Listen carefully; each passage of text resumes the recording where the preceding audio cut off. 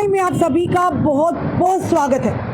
वक्फ amendment bill आपने देखा, पूरे देश भर में इसको लेकर चर्चा हुई, कहीं पर प्रदर्शन भी और जिसका असर विधानसभा में भी देखा गया, क्योंकि विधानसभा के दूसरे सत्र को लेकर यानी सेकंड फेज को लेकर 3 दिन में जो हुआ वो हमने पल पल की खबरें आप तक रखी। जहां पर कानून बनते हैं, कानून का पालन किया जाता, वहीं पर कानून की धज्जियां उड़ाते साफ नजर आए। कहीं पर किसी धर्म पर टिप्पणी कर डाली और कहीं ने गालियां भी यानी के गाली गलौज भी कर डाला।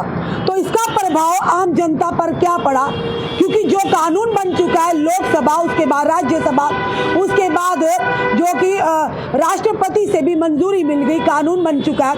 स्पीकर साहब ने बार बार कहा कि इस कानून में कोई बदलाव या इस पर कोई भी टिप्पणी हम नहीं करेंगे, क्योंकि याचिकाएं भी ऑनरेबल सुप्रीम कोर्ट में दायर कर दी गई थी।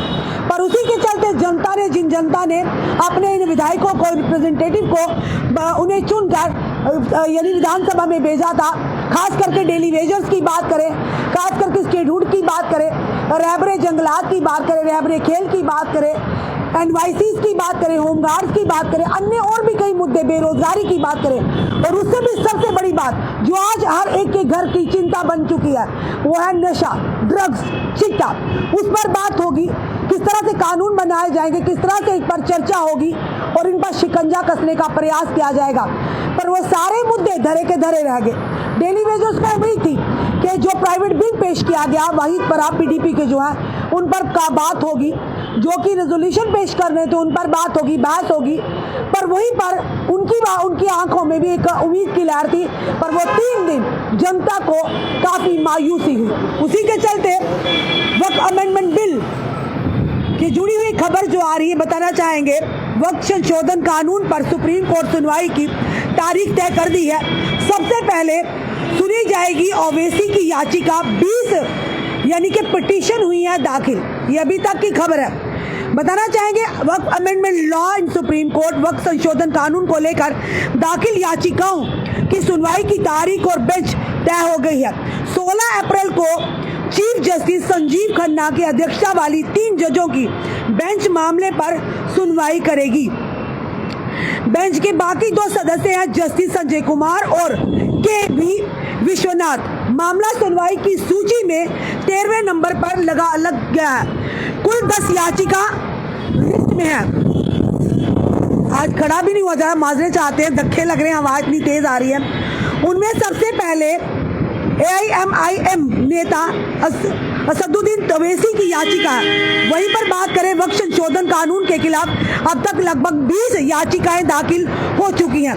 याचिकाएं दाखिल करने वालों में Congress, RJD, Sapa, DMK, AIMIM और आप जैसी राजनीतिक पार्टियों के नेताओं के अलावा जमीयत उलेमा हिंद के अध्यक्ष अरशद मदनी और all India Muslim personal law board शामिल है। सभी याचिकाओं में मुख्य रूप से यही कहा गया है कि ये मुस्लिम समुदाय के साथ भेदभाव करने वाला कानून है। वक्फ एक धार्मिक संस्था है, उसके कामकाज में सरकार दखल अंदाजी जो है वो गलत है। वहीं पर बताना चाहेंगे याचिकाओं में मौलिक अधिकारों के उल्लंघन की बात की है, यानी कि फंडामेंटल राइट्स के। याचिकाकर्ताओं ने कहा कि नया वक्फ कानून संविधान के अनुच्छेद 14, 15, 25, 26 और 29 जैसे मौलिक अधिकारियों के विरुद्ध हुआ। वही याचिकाकर्ताओं ने कानून में बदलाव को अनुच्छेद 300A यानी संपत्ति के अधिकार से के भी खिलाफ बताया है। केंद्र सरकार ने भी दाखिल की है केवट वो चीज होती, बताना चाहेंगे कानून की भाषा में, जब आपको पता है कि कोई फैसला आया उस पर, यानी कि कोई अगर स्टे लेने जा रहा है उसके फैसले पर, उससे पहले ही अगर केविट फाइल कर दिया जाता है तो उस पर यानी कि स्टे नहीं लग सकता। वहीं पर बताना चाहेंगे ध्यान है कि केंद्र सरकार ने भी सुप्रीम कोर्ट में केविट दाखिल की है। केंद्र ने किसी भी आदेश से पहले अपना पक्ष सुने जाने की मांग भी की है। चूंकि वक्फ संशोधन कानून का विरोध करने वाली याचिकाओं में कानून पर रोक लगाने की भी मांग कानून पर रोक लगाने की भी मांग की गई है। ऐसे में सरकार ने ये सुनिश्चित करने की कोशिश की है कि बिना उसका पक्ष सुने कोर्ट कोई एक तरफा आदेश ना दे।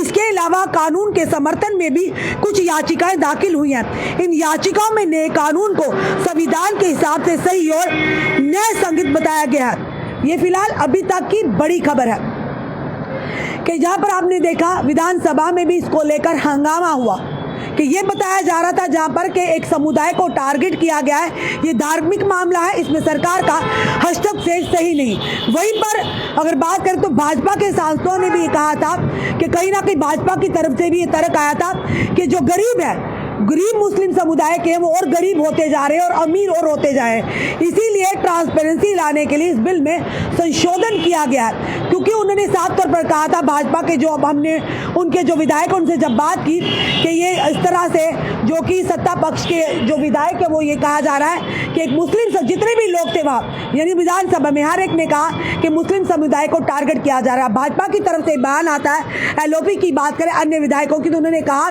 कि तकलीफ उन्हें हो रही है जिन्होंने वक्त की ज़मीनें हड़पी हैं, जिन्होंने वक्त की ज़मीनों पर अपने बड़े बड़े ऑफिसेज बनाए हैं और जो वक्त के मेंबर थे एक समय में, ये उन्हें परेशानी हो रही है। अन्यथा बाकी लोग जो है इस संशोधन बिल से खुश है। पर जनता जनार्दन है, आपकी क्या राय है कि जिस तरह से ये सारी चीज़ें हुई, जनता की जो उम्मीदें थी, जनता के जो मसले थे वो धरे के धरे रह गए। हर एक ने अपना वहाँ पर दाव पे चलाया, हर एक ने अपना जोर आजमाइश की। बात यहाँ तक थी कि बहस मुबासे को लेकर, तर्क वितर्क को लेकर, आरोप प्रत्यारोप को लेकर हाथापाई तक आ गई। तो इसका जनता पर क्या असर हुआ, क्या प्रभाव हुआ कि वो जगह जहाँ पर कानून बनते हैं उसका पालन किया जाता है, वहाँ पर गाली गलौच हो, वहाँ पर हाथापाई पर बात हो और वो विधानसभा का वो जो सदर था वो एक अखाड़े में तब्दील हो जाए। तो जनता पर इसका क्या असर होगा, क्या ये सही था? जनता अपनी राय जरूर कमेंट बॉक्स में रखे और इस वीडियो को ज़्यादा से ज़्यादा शेयर करेगा। जुड़े रहिए ऐसे हमारे साथ अगले अपडेट के लिए। जय हिंद, जय भारत।